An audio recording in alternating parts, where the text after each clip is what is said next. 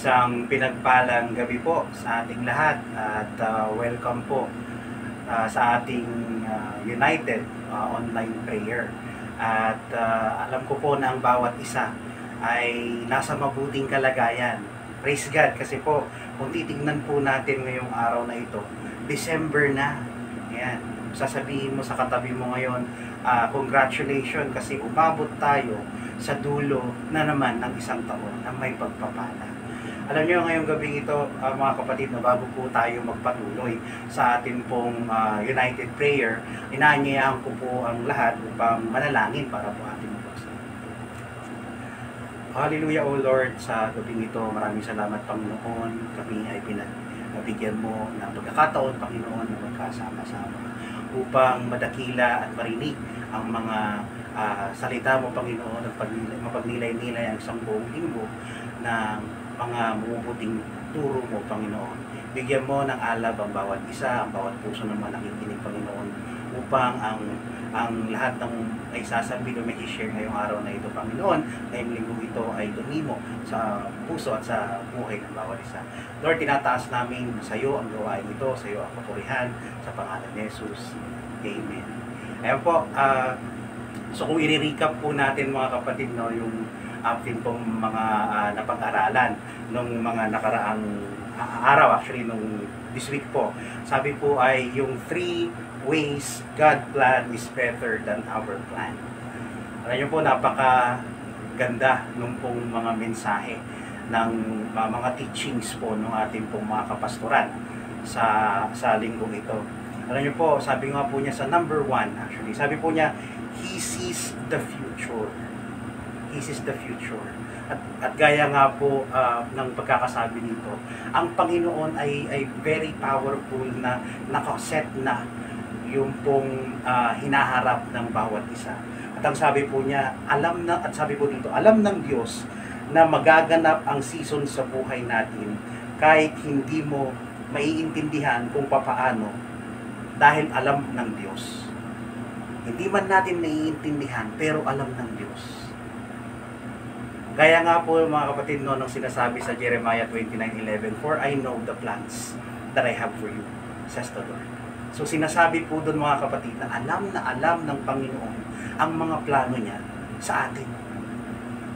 At kung sabi nga niya dito ay He sees the future, alam niyo, mga kapatid, isang bagay din na gusto kong i-heads up. If God sees the future, dapat maging aware din po tayo na ang kaaway sees your past.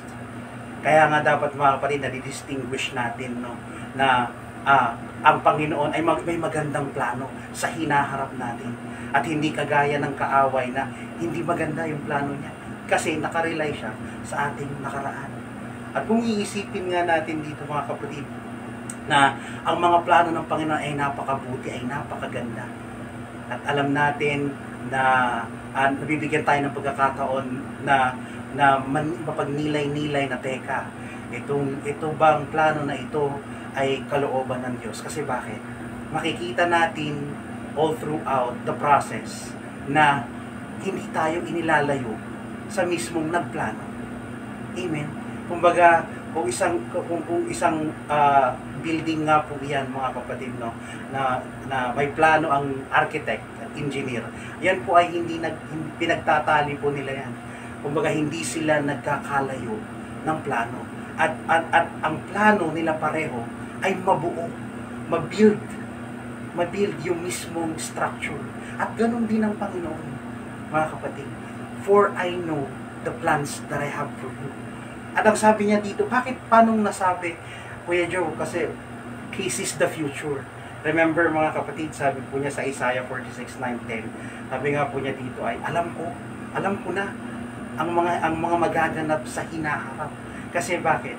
We consider, at actually our God is, kumbaga sinasabi nga natin, ang Diyos natin, mga kapatid, ay ang simula at ang wakas. At alam mo po yung sinasabing omnipresent, mga kapatid, na kung saan, anytime, nandun siya. That's why He's on the start.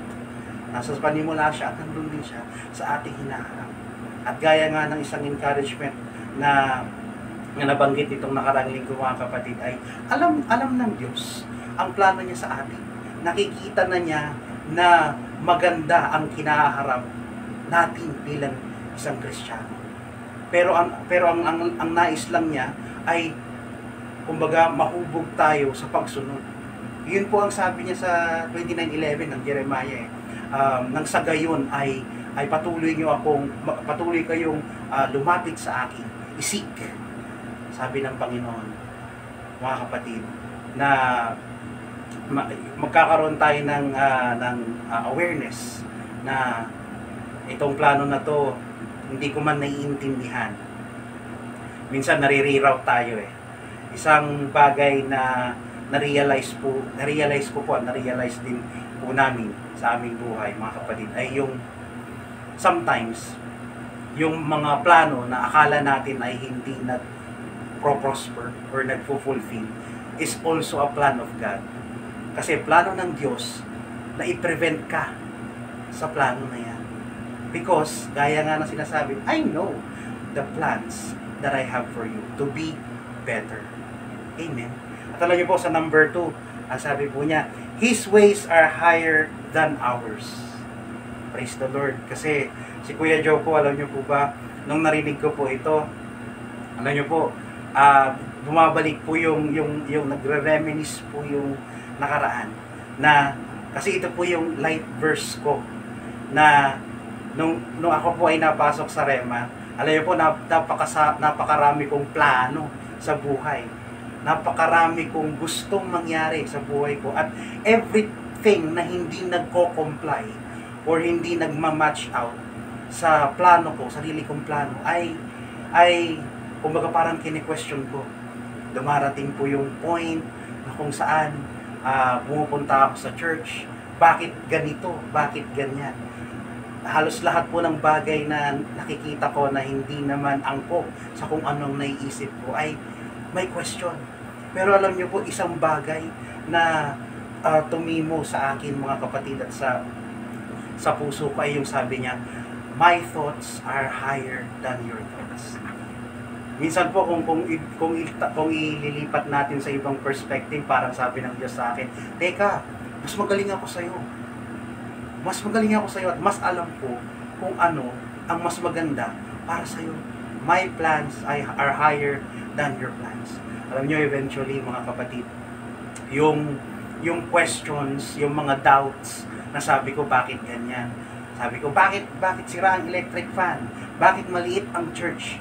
Alam niyo, binigay ng Panginoon sa akin kumbaga, binigay niya yung ganitong plano na kung saan yung palang mga hinahanap ko, ako mismo yung isang gagamitin ng Panginoon para ma-fulfill.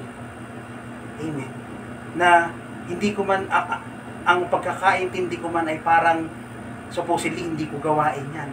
Pero andun yung pag-surrender natin sa Panginoon, hahayaan natin tayo ay magamit ng Panginoon because siya ang engineer. Siya ang leader.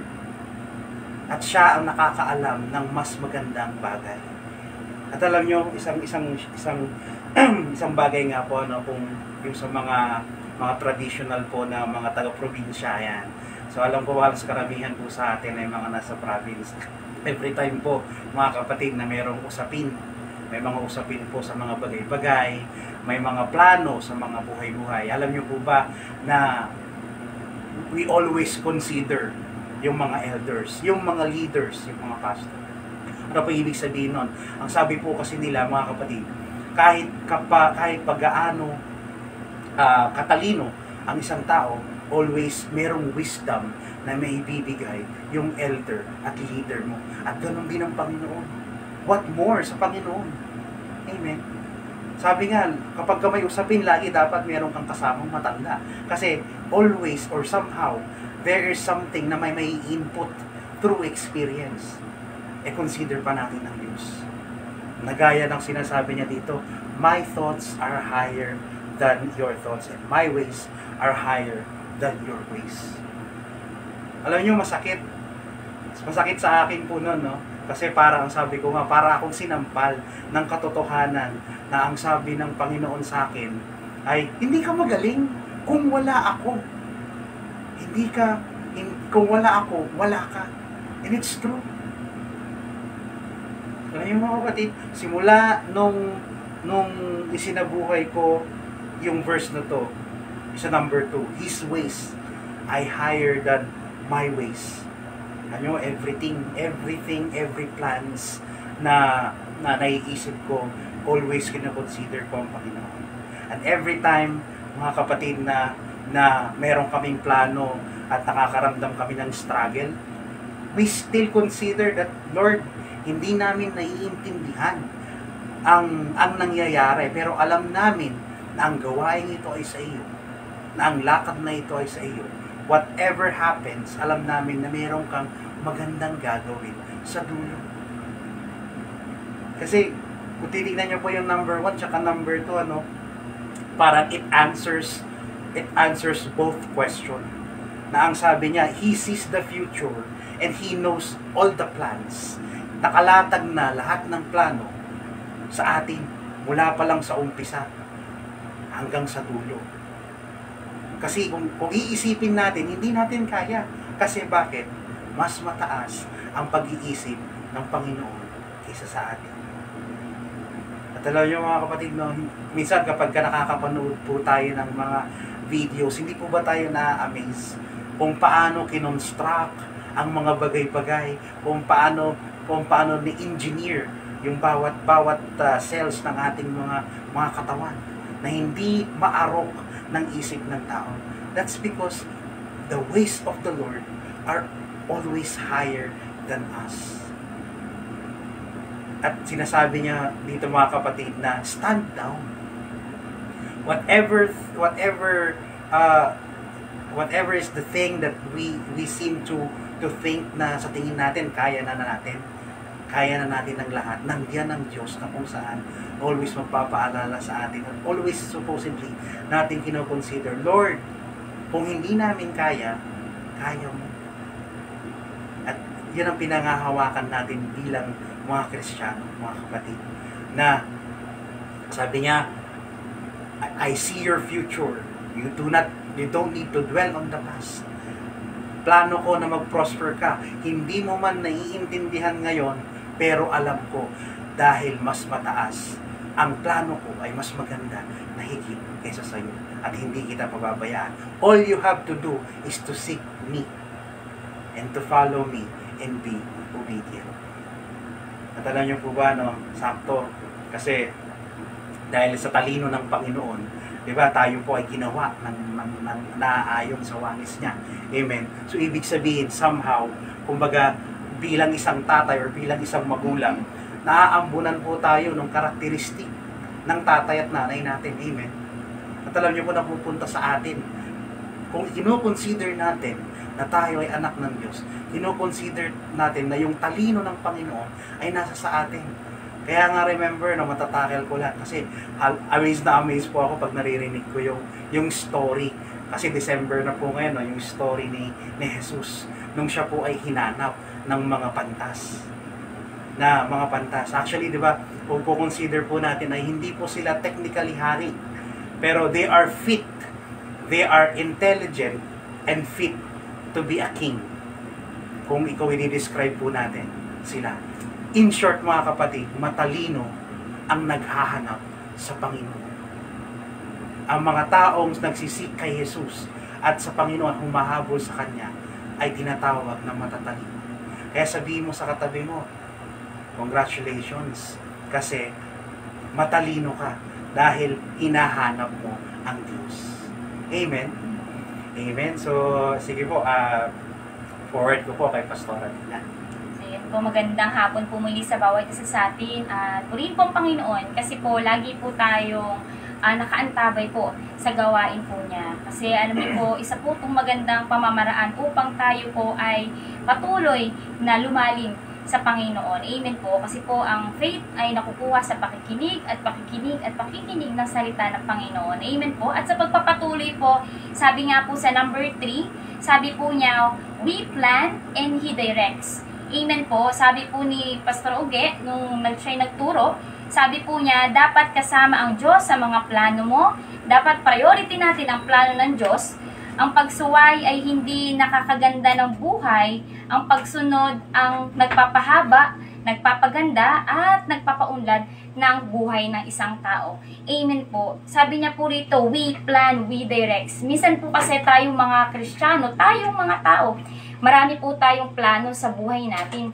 At madalas ang mga plano natin ay naka-imprint sa mga bagay na kaya natin, sa mga bagay na naiisip natin kaya natin gawin. Pero alam niyo po, minsan huwag kang malungkot kung yung plano mo, kung yung pangarap mo ay hindi mo nakukuha. Kasi minsan mga kapatid, yung mga plano natin na hindi natutupad ay proteksyon sa atin ng Diyos. Iyon ay proteksyon sa atin ng Panginoon na kung saan nandoon yung pagsama niya, nandoon yung pag-iingat niya. Kasi kung hindi niya tayo iingatan, yung magandang plano ng Diyos para sa atin ay hindi magaganap.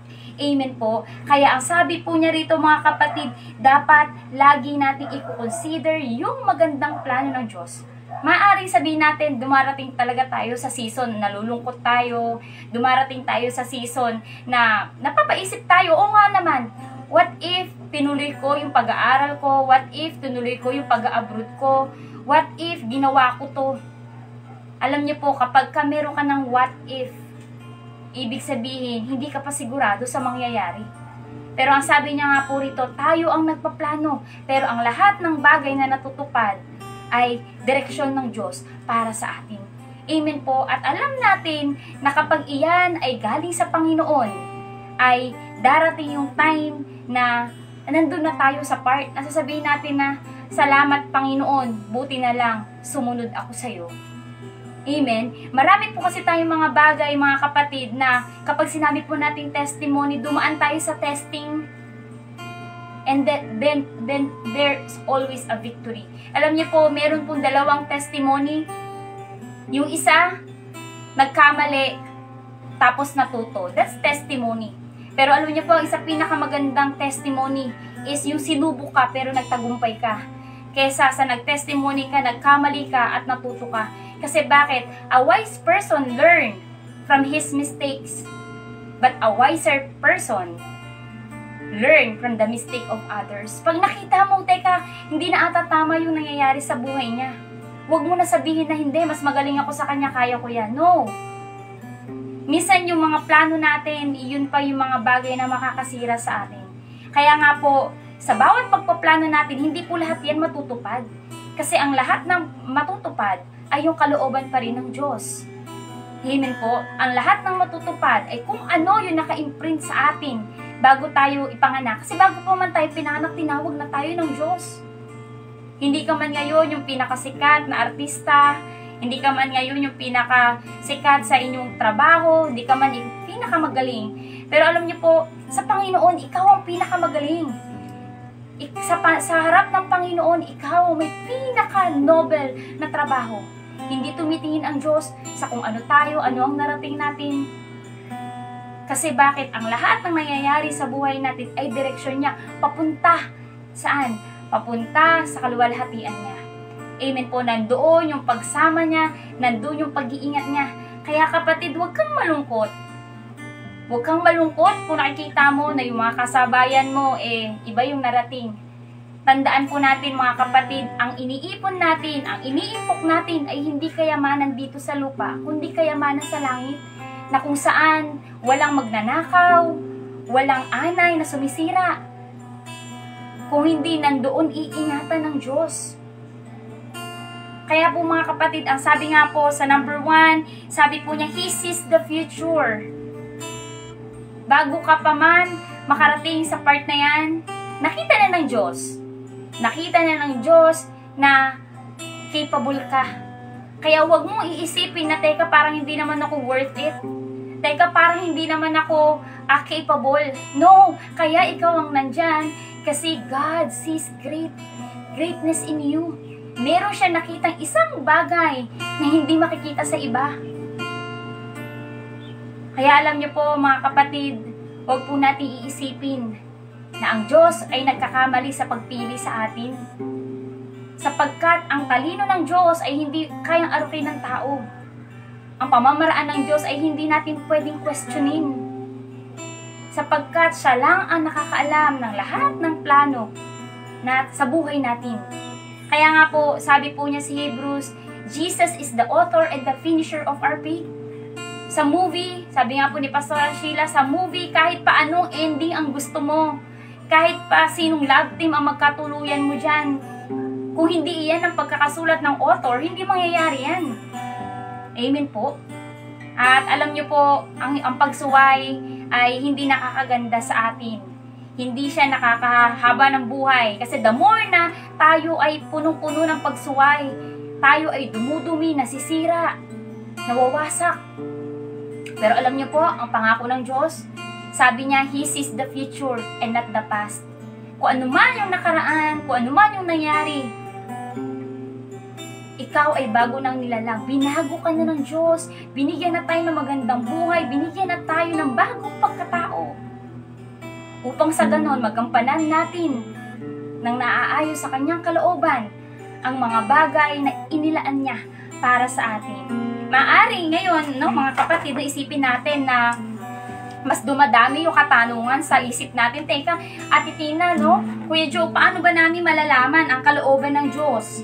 Amen po. Paano ko malalaman kung ito pang tinatahak ko ay sa Panginoon pa? At paano ko malalaman kung ako ay nasa pagsunod pa ba?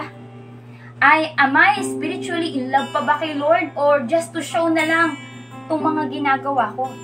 Alam niyo po, may mga bagay na sabi sa Biblia, may mga katanungan na sinasabi na sa Diyos na lamang. Pero alam niyo po, yung plano sa atin ng Diyos, kahit kailan ay hindi niya po itinago sa atin. Kasi sabi niya po sa John chapter 15, verse 15, hindi ko na kayo tatawaging mga alipin, sapagkat hindi alam ng alipin ang plano ng kanyang amo. Sa halip, itinuturing ko na kayo mga kaibigan dahil sinasabi ko sa inyo ang lahat ng naririnig ko sa aking ama. Ibig sabihin mga kapatid, yung mga bagay na nangyayari sa atin, amen po, ay naririnig ni Jesus mula sa Ama. Amen po. Kung meron ka mang katanungan sa mga oras na to, kung meron ka mang doubt sa puso mo, alam niyo po, isa sa mga paraan para malaman natin ang kalooban ng Diyos ay ang manalangin. Sapagkat sa pananalangin, doon natin naririnig, doon natin nalalaman yung revelation ng Diyos. Sabi nga po ni Kenneth Hagin, no, ang pananalangin daw po ay, ni Benny Hinn, sorry. Ang sabi po ni Benny Hinn, ang prayer po ay ito po yung pag-inhale ng breath ng Diyos. Amen po. Ini-inhale mo at yung panalangin mo, yung ini-exhale mo. Amen po. Ngayon, kung hindi ka na nananalangin, ibig sabihin wala ka ng buhay. Yung decision making mo, paliko-liko na. Amen po. Yung mga bagay na pinipili natin, malayo na sa gusto ng Diyos. Pero kapag tayo ay nanalangin, alam niyo po, nandun yung guidance ng Diyos. At sa pagbabasa ng Biblia, doon mo mababasa kung gaano tayo kamahal ng Diyos. Doon natin malalaman kung gaano kaganda ang plano ng Diyos. Alam niyo po, lagi po natin naririnig kay Pastor Boy ang pagiging Kristiyano ay spiritual battle. Amen po. Bago pa man yan mangyari dito sa physical world, nangyari niyan sa spiritual world. Amen po. Ibig sabihin po, yung pananalangin, ito yung piniprepare mo, hinahanda mo, hinuhubog mo yung future mo sa Panginoon. Kaya kung anong klaseng paglilingkod ang ginagawa natin, iyon yung material na ginagamit natin sa future natin. Amen po. Kaya ang tunay na paglilingkod, ang tunay na pagsunod sa Diyos ay katumbas ng isang gintong materyales na ginagamit ng Diyos upang tayo ay madala sa magandang future. Amen po. Kaya po mga kapatid, ini-encourage po tayo ng Biblia. Ini-encourage po tayo ng Diyos na sa bawat plano natin, always natin i-consider ang Diyos. Always natin i-consider ang salita niya at always natin idulog sa panalangin. Itaas natin sa Diyos. Ano man yung plano natin, tanungin natin, Lord, ito ba ay kalooban mo? Lord, kung kalooban mo, kahit si Jesus, ang sabi niya, Panginoon, sabi niya, Ama, sabi niya, hanggat maaari, Sabi niya, alisin mo ang saro ng paghihirap na to. So, ibig sabihin, nandun siya sa flesh niya, nandun siya sa kagustuhan niya na wag na sa anong matuloy yung mangyayari sa akin. Pero alam niyo po, muli siyang bumalik.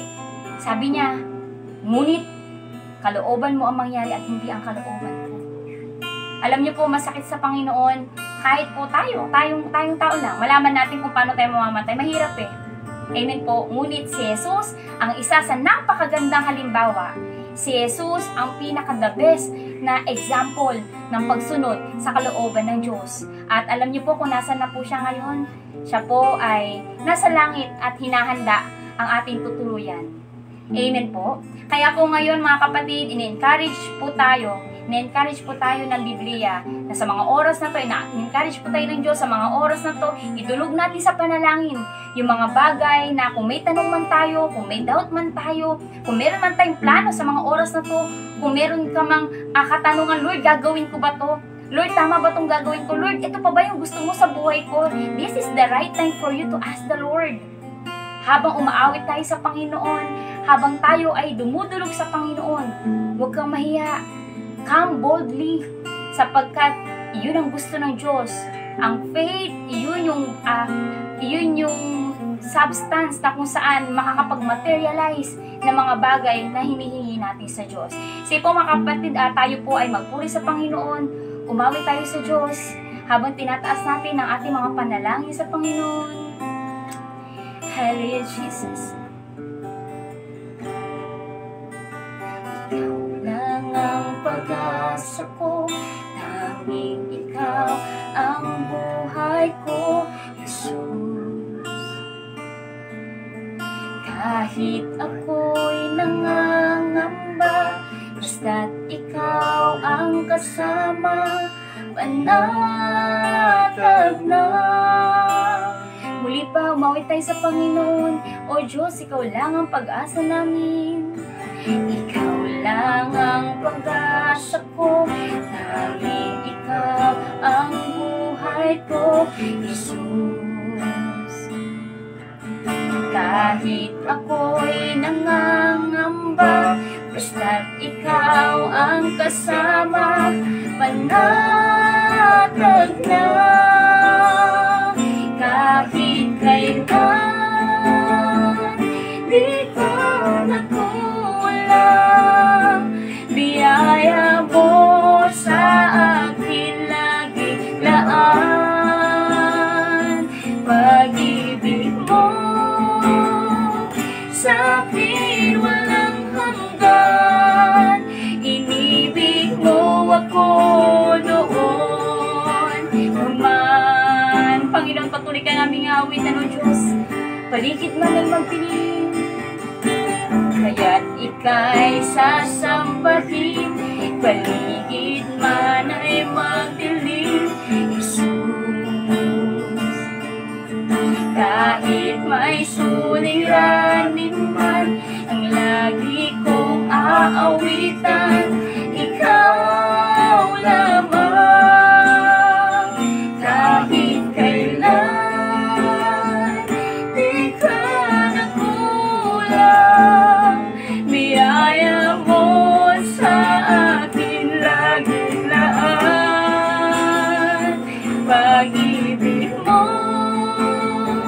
sa akin walang hanggan, inibig mo ako noon paman.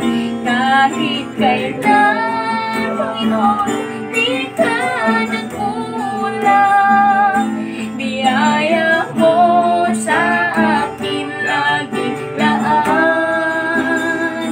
Pag-ibig mo sa akin walang hanggan, inibig mo ako noon paman.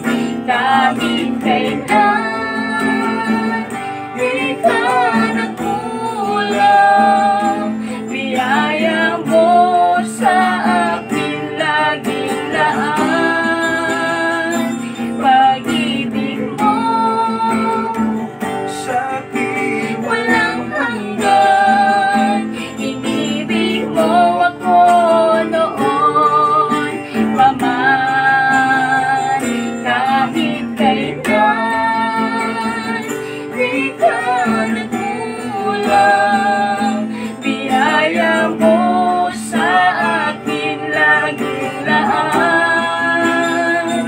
Pag-ibig mo sa'kin walang hanggan. Ibig mo ako Noon pa man, kahit kailan, di ka nagkulang. Biyaya mo sa'kin laging laan. Pag-ibig mo sa'kin walang hanggan. Inibig mo ako noon pa man. Inibig mo ako noon pa man. Inibig mo ako noon pa man. Hallelujah.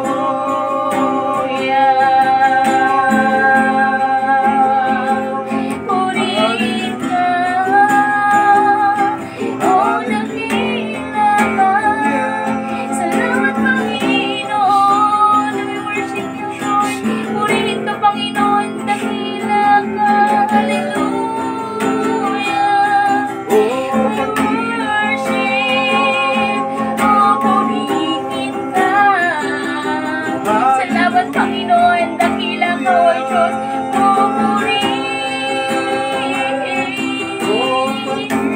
Dakila ka Panginoon. Hallelujah. Say we worship you, Holy Spirit. Salamat Panginoon. Dakila ka o Diyos. Oh, purihin ka. Oh, we worship you, Lord Jesus. We worship you, God. Hallelujah. Siya mo ba siya na hallelujah. Purihin ka, Panginoon. Purihin ka. We worship you, God. Dakila ka, Panginoon. Salamat, Panginoon.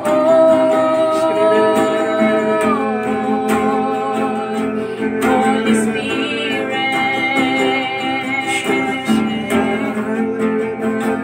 Dakila ka, O Diyos. Wala kang katulad.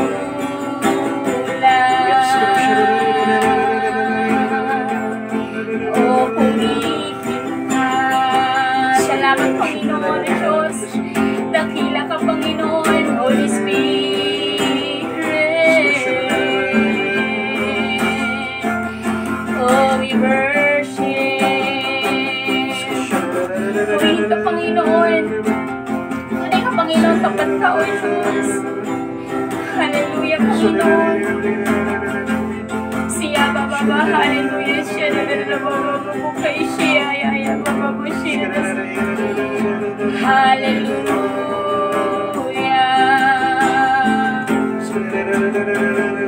Dakila ka.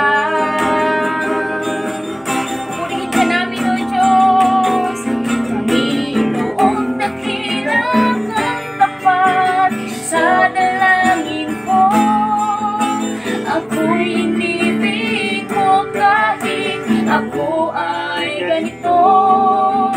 Walang katapusan ang pagmamahal mo. Walang pinipili ang puso mo. Panginoon, dakila kang tapat sa dalangin ko. Ako'y inibig mo kahit ako ay ganito. Walang katapusan ang pagmamahal mo. Walang pinipili ang puso mo. Panginoon, dakila kang tapat sa dalangin ko. Ako'y inibig mo kahit ako ay ganito. Walang katapusan ang pagmamahal mo. Walang pinipili ang puso mo. Panginoon, dakila kang tapat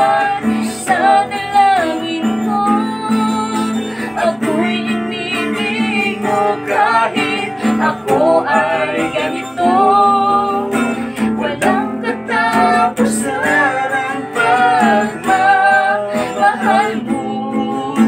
Walang pinipili ang puso mo.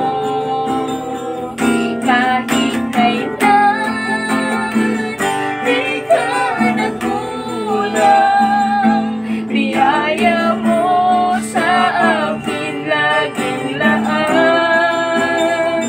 Pag-ibig mo sa akin walang hanggan. Inibig mo ko noon pa man. Kahit kailan di ka nagkulang, biyaya mo sa akin laging laan. Pag-ibig mo sa akin walang hanggan. Inibig mo ako noon pa man. Panginoon, dakilang katapat sa dalangin ko. Ako'y inibig mo kahit ako ay ganito. Walang katapusan ang pagmamahal mo.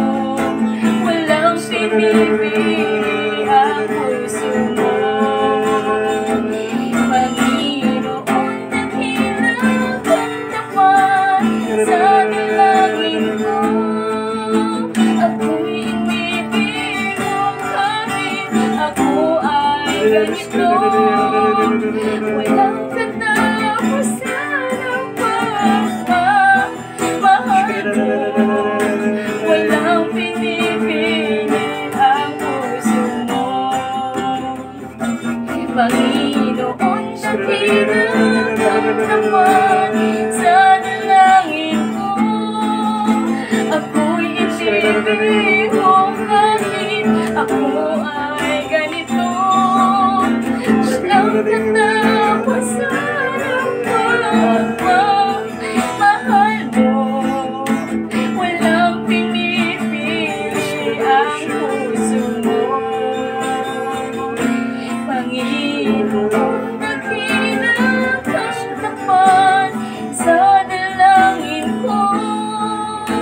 Ako'y inibig mo kahit ako ay ganito. Walang katapusan ang pagmamahal mo. Walang pinipili ang puso mo. Panginoon, dakilang katapat sa dalangin ko. Ako'y inibig mo kahit ako ay ganito. Walang katapusan ang pagmamahal mo. Walang pinipili ang puso mo.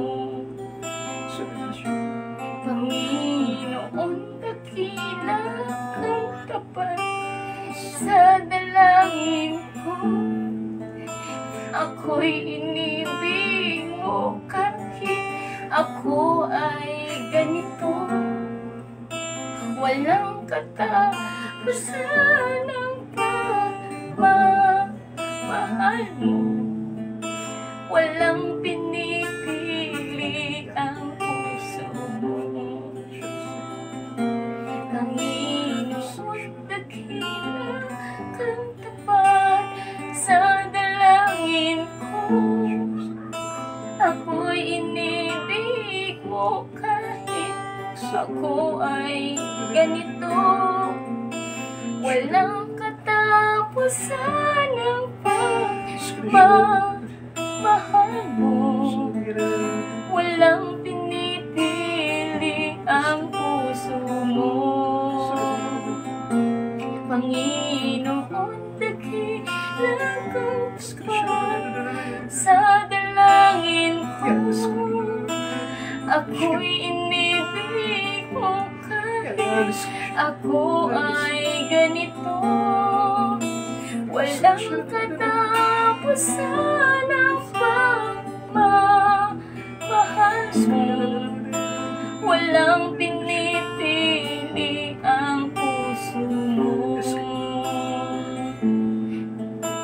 Walang pinipili ang puso mo. Walang pinipili ang puso mo. Hallelujah, Panginoon. Salamat, O Lord, sa pagkakataong ito na muli, O Diyos.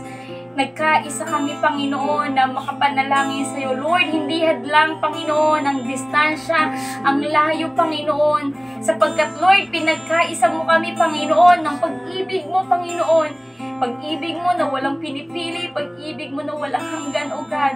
Salamat, Lord, sa opportunity, O Diyos, na muli, Panginoon, ay maidulog namin sa iyo, Panginoon, ang lahat ng aming nararamdaman, O Diyos, lahat ng aming mga plano, Panginoon. Kaya man, Lord, patuloy namin tinataas at pinagkakatiwala sa iyo, O Diyos, ang bansang Pilipinas, Panginoon, sa pumumuno, Panginoon, ng aming Pangulo, Panginoon. Lord, lahat, Panginoon, ng mga nasa gobyerno, Panginoon, patuloy mo silang kausapin, O Diyos.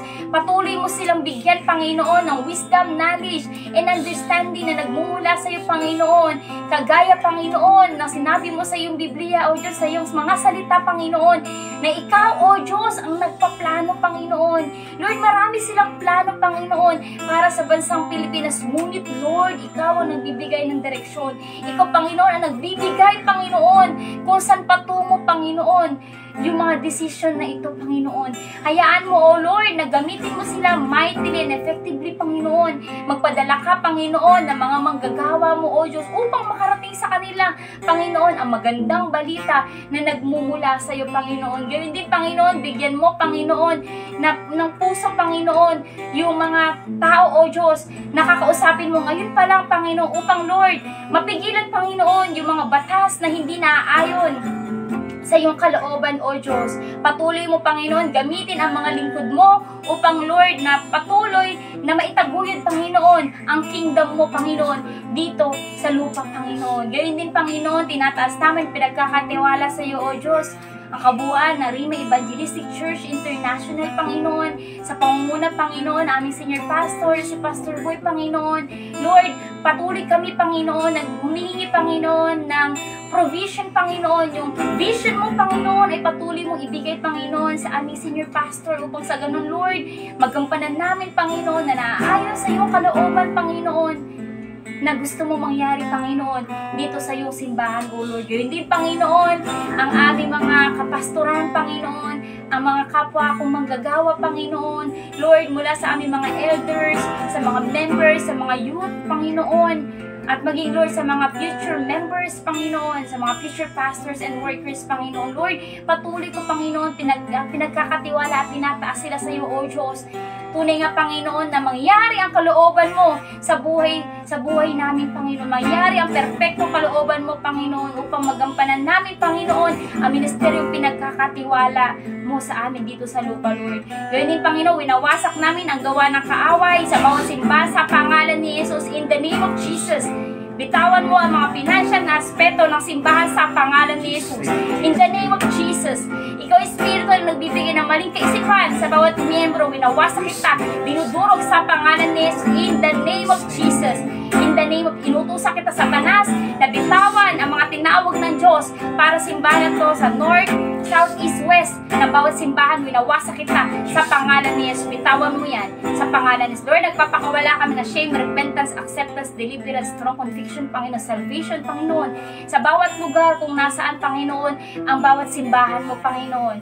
Hayaan mo, O Diyos, na maramdaman ng mga tao, Panginoon, sa paligid, Panginoon, ng simbahan mo, O Lord, na Lord, yung presensya mo, Panginoon, ay matatagpuan, Panginoon, sa iyong tahanan, Panginoon.